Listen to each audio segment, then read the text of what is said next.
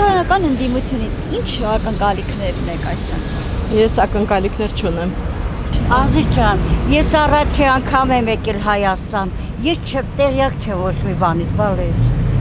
Կոնկրետ եթե ուզում եք մեկի դիմանալ, ես բոլորին հարգեմ, բոլորին ուզում լավ բանանալ, բաց բանանալ։ Չգիտեմ ինչ ասեմ, ես շատ կուզենայի որ շատ լավ լինեին, բայց փորձում են իրար ուտեն, իրար չեն հասկանում։ Դա շատ դժվար է ու շատ վատ է։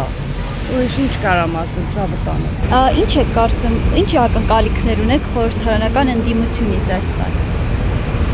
Ես չգիտեմ, ես հույսով սպասում եմ մեր նախկին ղեկավարներին։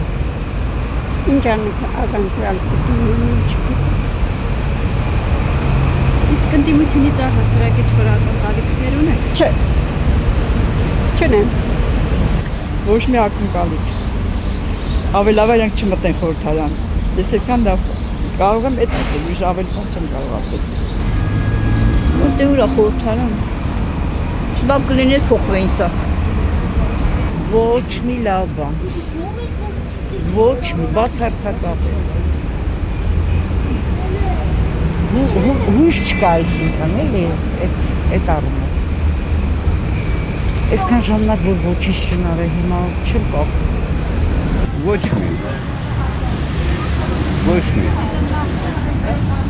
Ընդդիմությունը, եթե նույն մարդիկ են, ավելի լավ են վաբշե չլինեն։ Ակնկալիք է սա, այսի որ էլա տանից լավ ակնկալիք։ Ինչ որ պետք է լավ։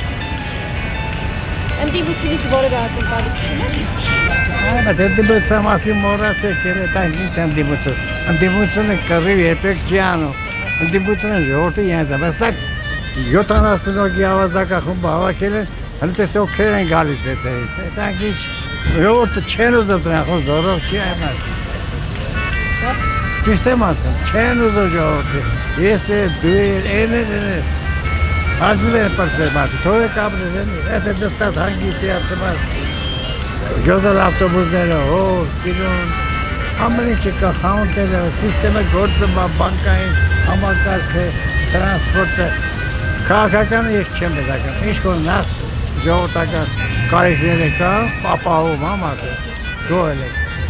դա այս է պետք գոհել եք։